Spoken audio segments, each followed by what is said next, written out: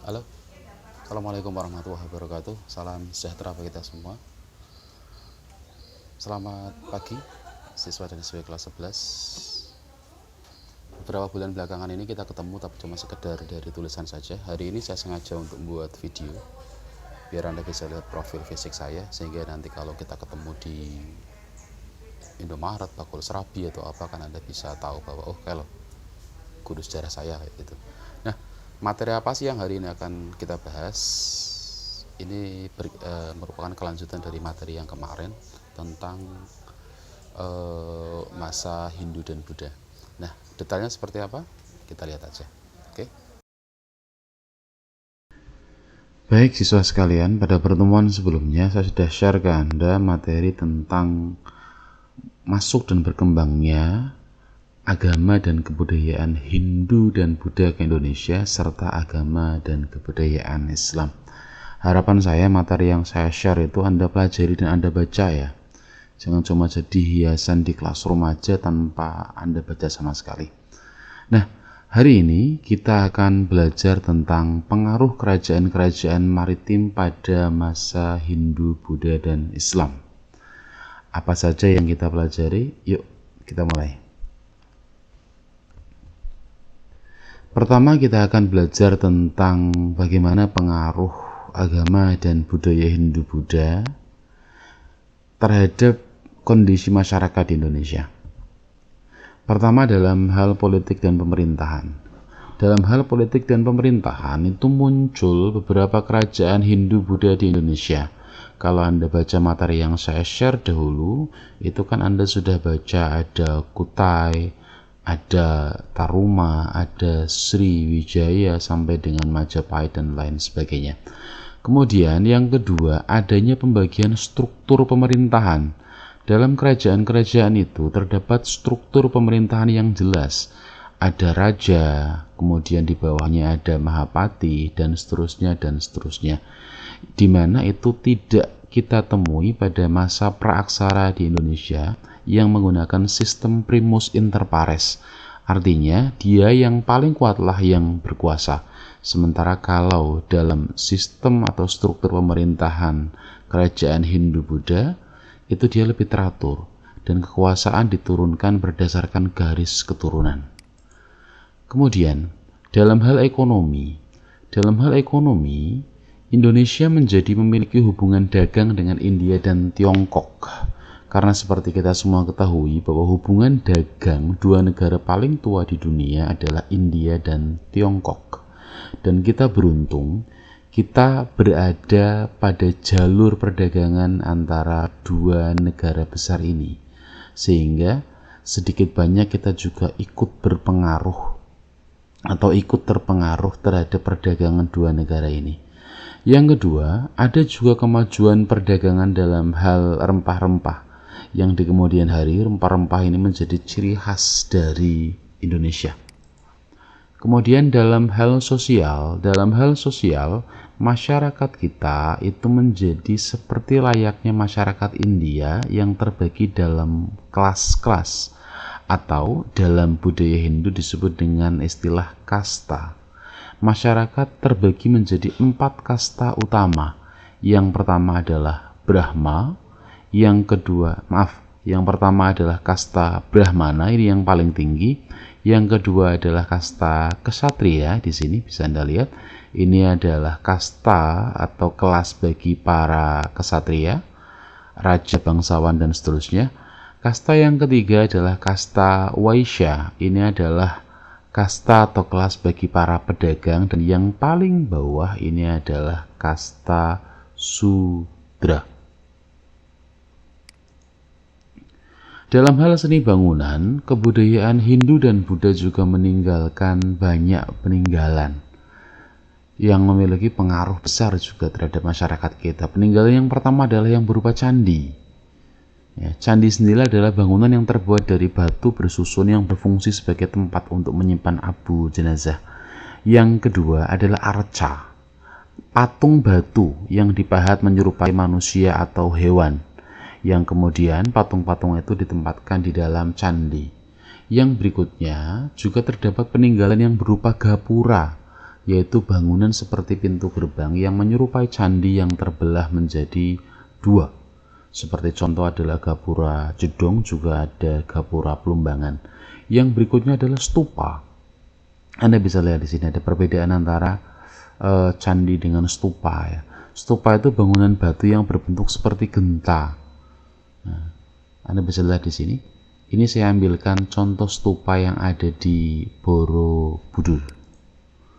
Kemudian juga meninggalkan seni pahat batu atau seni ukiran yang terdapat pada dinding-dinding candi yang seringkali kemudian disebut dengan nama relief.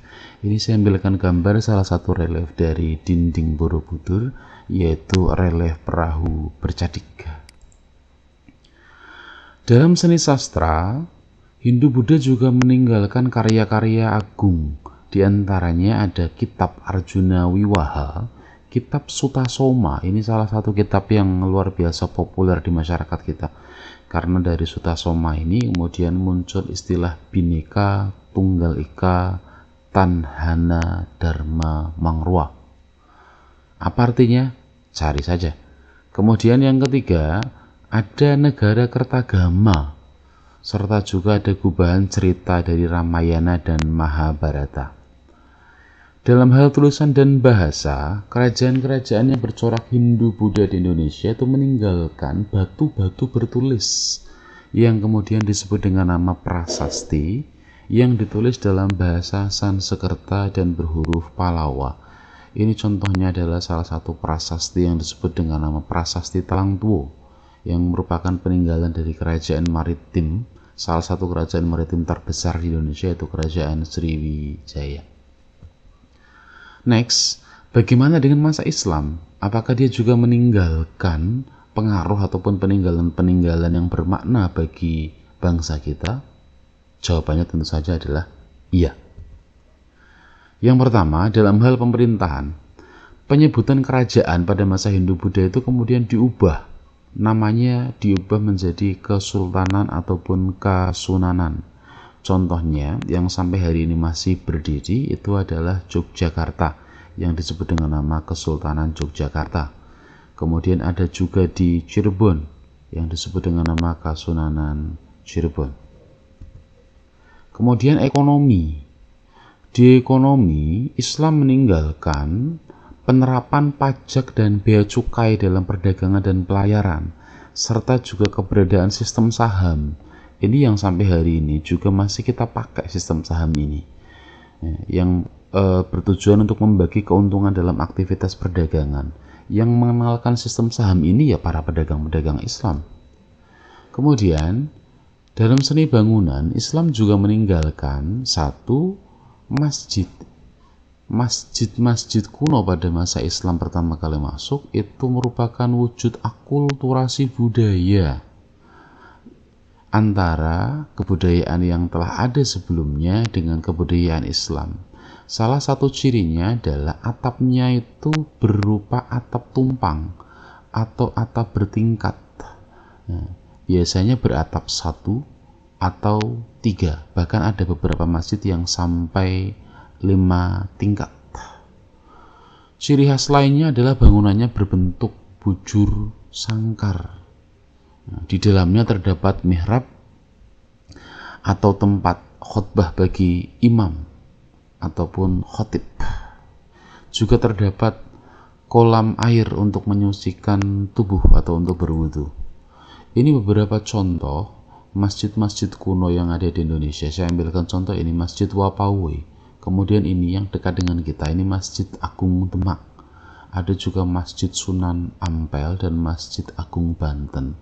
Ciri-ciri yang saya sebutkan tadi semuanya terdapat pada masjid-masjid ini.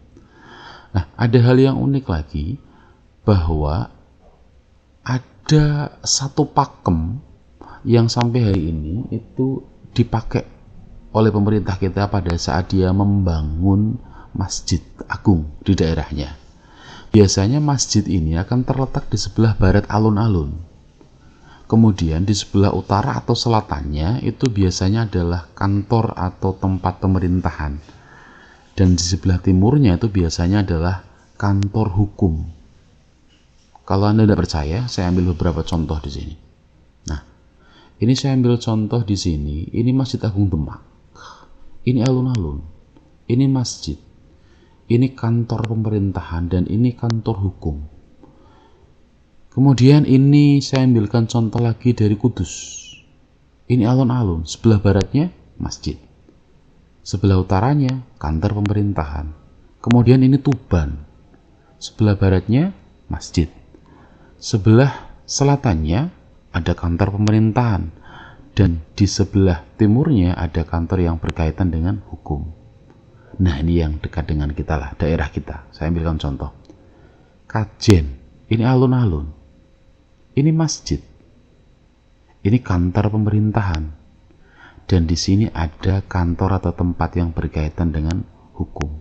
Ini seolah-olah sudah menjadi pakem pembuatan alun-alun, pakem Jawa yang sampai hari ini masih dipakai untuk pembangunan alun-alun dan wilayah-wilayah di sekitarnya. Kemudian peninggalan yang lain adalah berupa keraton, ya, dan makam misalnya saja. Ada juga peninggalan yang sampai hari ini masih ada, yaitu seni yang berupa kaligrafi, yaitu tulisan indah dengan menggunakan bahasa Arab.